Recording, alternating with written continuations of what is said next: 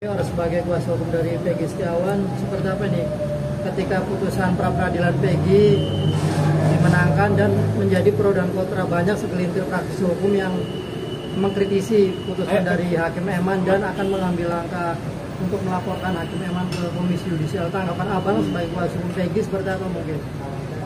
Saya sebenarnya kan nggak usah ada pro dan kontra lagi kok. Ini udah final kok. Udah final.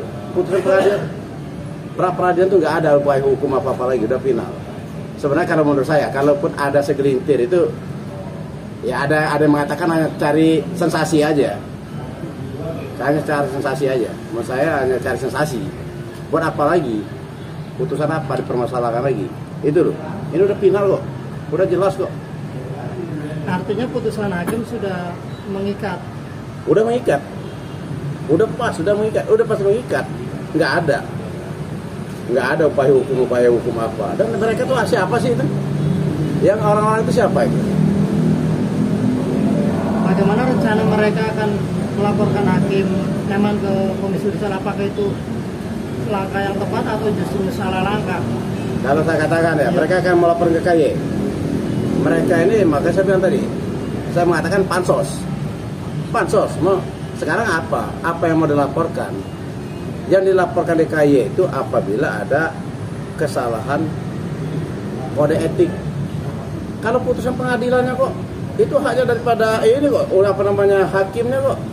Jelas pertimbangan sudah jelas. Iya, kecuali kalau hakimnya melakukan pelanggaran kode etik baru di KY atau di Badan Pengawas Mahkamah Agung. Karena itu ngarang-ngarang, nggak tahu ya menurut saya ya, mau siapapun dia, menurut saya pansos, menurut saya itu. Abang melihat Rasman sendiri sepak terjang seperti apa? Artinya kok dia seolah-olah keras nih tidak terima dengan Peggy bebas dari peradilan. Bang Rasman ini ya, Bang Rasman Nasution. Iya. Itu senior saya. Ya saya menyayangkan abang itu. Kalau memang abang itu ya, saya tidak tahu.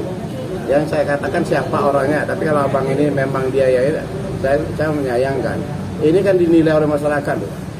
Integritas dan profesionalnya daripada yang mau melaporkan ini. Saya rasa ya, mudah-mudahan enggak, Bang Rasman enggak seperti itu. Mudah-mudahan ya. Tapi kalau memang ada yang melaporkan, saya bilang itu dipertanyakan. Tapi ya apapun namanya, kita menghargai mereka. Negara kita adalah negara demokrasi, yaitu suka-suka mereka. Kalau masalah KY menerima atau tidak, saya berani mengatakan 99% tidak akan diterima sama KY.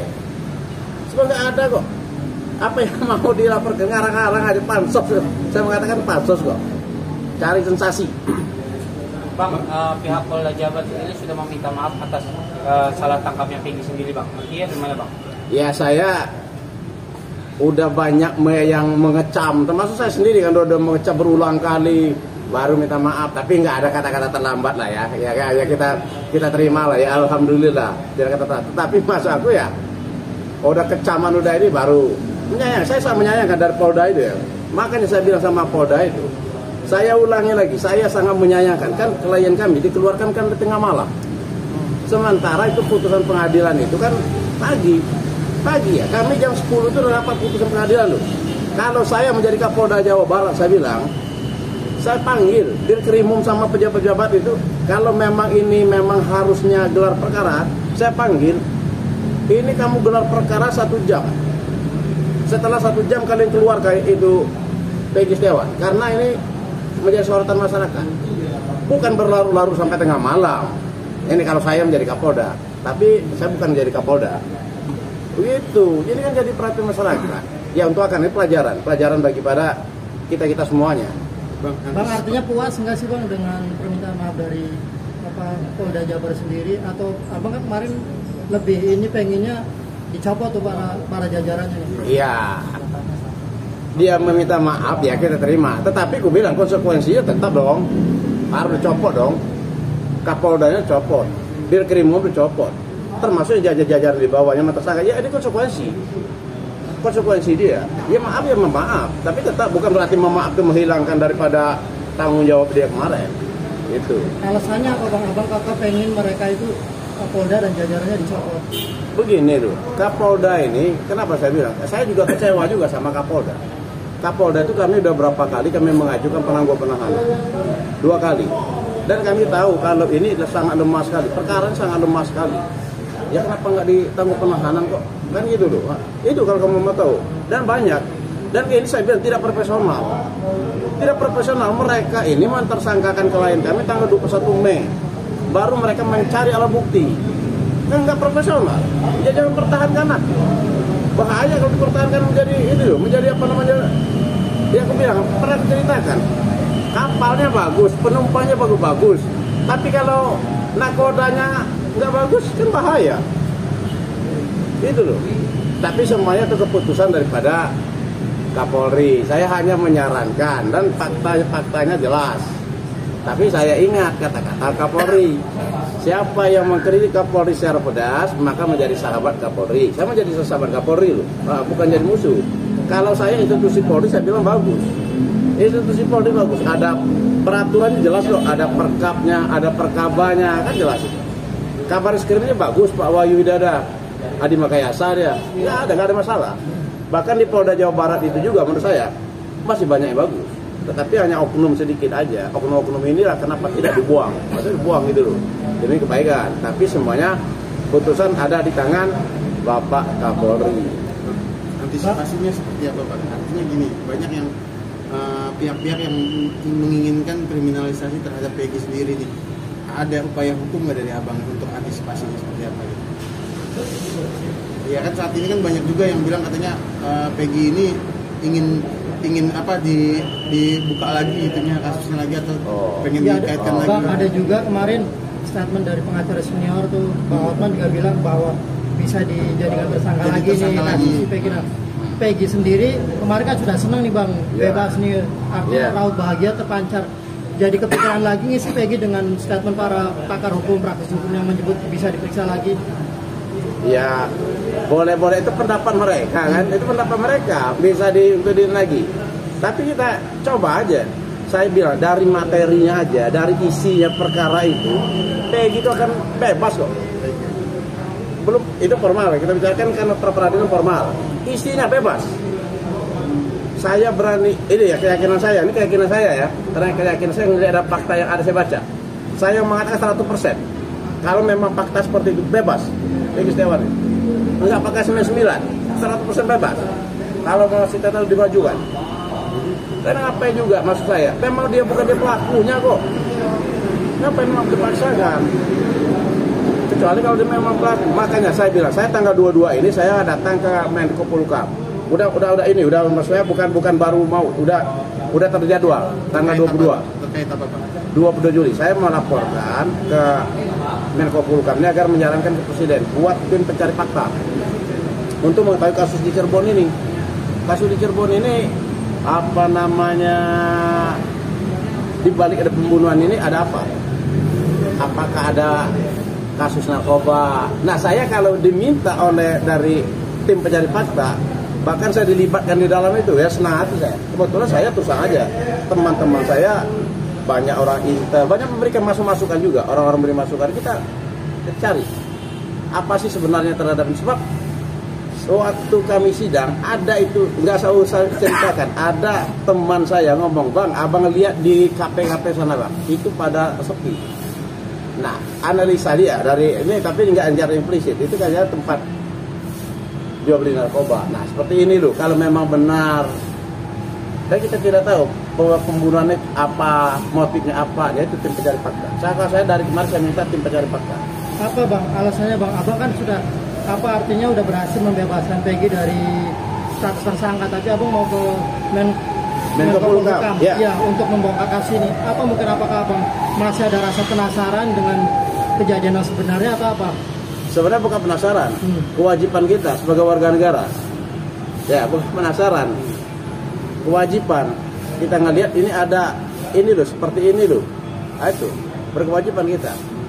Yang jelas saya sudah menyampaikan, selanjutnya terserah dari Menko Polhukam. Saya hanya menyampaikan aja, saya sampaikan nanti ini faktanya begini loh. Termasuk yang 7 orang yang terpidana itu. tujuh orang terpidana. Ini analisa saya sebagai orang hukum ya, kita lihat. Sepertinya ya, itu mereka tidak melakukan. Makanya penasihat hukum mereka itu harus PK. Ini analisa saya ya. Saya kan melihat dari cerita yang ada itu. Kemungkinan mereka tidak melakukan. Itu. Makanya seperti ini jangan sampai ke ruang lagi. Ya kasihan, kita kasihan. Saya terang aja, saya kasihan. Jangan mentang-mentang masyarakat kalangan ekonomi bawah dikorbankan. Pengorbanannya apa penyebab? Atau bapak-bapak itu mau naik pangkat, lebih cepat karir, atau ada apa terus di belakang ini, kita tidak tahu. Makanya harus tim pencari fakta yang independen. Kalau saya boleh libatkan dengan senang hati, saya siap. Siap saya. Bukan saya minta ya, bukan saya minta ya. Nah, bukan saya minta. Untuk ganti rugi nama baik PG-nya sendiri udah sepakat belum sih Bang? Kedepannya gitu ganti rugi nama baiknya PG yang dicemarkan kemarin gitu Bang. Kita kalau untuk apa namanya harus sepakat. Untuk ininya, untuk apa namanya, untuk memulihkan nama baik dia kan. Tetapi kalau untuk nominalnya, nah nominal banyak juga ada masukan minta 100 miliar. Ada berapa ratus miliar, tapi nanti kita pertimbangkan lagi. Nanti kan ini kan kita kan tim, kita lihat yang mana yang masuk di akal juga kan gitu. Nah, tapi yang jelas kalau secara material aja dia jelas, imaterial juga rugi. Materialnya dia kan kerja tukang sehari 200.000 ibarat kata kan berapa? Imaterial nama dia itu kan udah jelek. Orang seakan-akan dia memang pelaku pembunuhan. Nah itu loh. Bang, tapi Peggy-nya sendiri setuju nggak dengan keinginan para tim kuasa hukum untuk menggugat imaterial dan materi? Setuju nggak atau justru Peggy tak ingin itu? Setuju. Tapi nanti kita matangkan lagi. Nunggu ini kan udah tenang, udah ini baru kita matangkan lagi. Setuju lah. Kenapa nggak setuju? Dia dirugikan kok. Takutnya ada ancaman lagi kepada Peggy karena menyerang lagi kan? Oh silakan nyerang apa? Nyerang segi hukum. Ya berhadapan sama kami lah. Berhadapan sama kami lah, nggak usah takut kok. Kita negara hukum kok. Kenapa mesti takut masalah hukum? Itu berarti maksudnya perdata ya Bang ya? Apanya? Itu maksudnya berarti perdata ya nantinya akan. Iya perdata. Itu rencananya kapan Bang akan direalisasikan mungkin? Iya ini insya Allah secepatnya ya. Mungkin ini kan Peggy kan masih istirahat dulu. Lagi dia lagi ini memulihkan ini dia kan kebebasan dia. Selanjutnya kita lihat nanti gimana itu. Peggy masih komunikasi dengan abang? Masih bapaknya komunikasi kemarin. Kemarin sempat terganggu nggak sih ketika banyak praktisi hukum menyebut bahwa Peggy bisa ditersangkakan lagi, bisa diperiksa lagi? Terganggu nggak Peggy secara psikisnya gitu ya. Ya. Kami yang meyakinkan dia, enggak ini enggak apa-apa. Enggak jadi masalah. Tidak jadi masalah. Enggak terganggu kok. Kalau dia terganggu kan happy banget kalian dia happy banget Apalagi udah nerima motor lagi, nerima motor, nerima apa-apa kan happy banget. Kalau terganggu kan berarti dia murung loh di kamar. Ini kan enggak ada. Happy dia. Jadi masalah. Karena bukan kami sombong. Penasihat hukumnya kuat-kuat dan kami siap bertarung kok. Siap menjadi garda terdepan ketika Peggy terjadi sesuatu pada Peggy. Oh jelas dong. Kewajiban kami dong. Pasti itu. Enggak bakal kami tinggal diam kok. Bahkan kami bilang, saya siap membantu yang 7 orang itu. Untuk biar masuk saya, kasihan ini ancamannya seumur hidup atau hukum mati loh, perkara ini. Tapi kayak main-main, ini kayak main-main ini loh, yang bahaya. Gitu. Bang, Peggy banyak artinya mendapat apresiasi dan banyak orang memberikan hadiah juga kepada Peggy. Simpati lah ya. Simpati, banyak juga diundang ke Ustaz sendiri segala macam. Abang menganggap itu suatu obat, bukan sih atas luka yang udah dialami oleh Peggy. Kalau ada kan beberapa pengacara bilang dia mulai roadshow kemana nih? Ya. Dia dinyinyirin tuh kayak. Nah kalau abang sendiri melihatnya gimana? Emang itu obat buat Peggy nih selama ini menderita kemarin? Kalau menurut saya wajar. Dan situ bilang obat. Nah kalau ada yang nyinyir tadi wajar-wajar aja. Kita di dunia ini saya bilang di dunia ini kan orang satu ayah satu ibu itu pasti ada berbeda pandangan. Kalau dia nyinyir itu ya berbeda. Tapi masyarakat yang menilai. Apalagi pengacara tadi ya. Pengacara senior lagi. Nyinyir gitu ya masyarakat menilai. Masyarakat menilai. Ngapain kita pusing? Masyarakat menilai. Itu aja. Tapi kalau kami mengatakan tidak ada masalah kok. Apa yang menjadi masalah? Tapi kalau ada advokat senior dia begitu ya. Dia juga. Kita hargain. Tapi masyarakat yang menilai.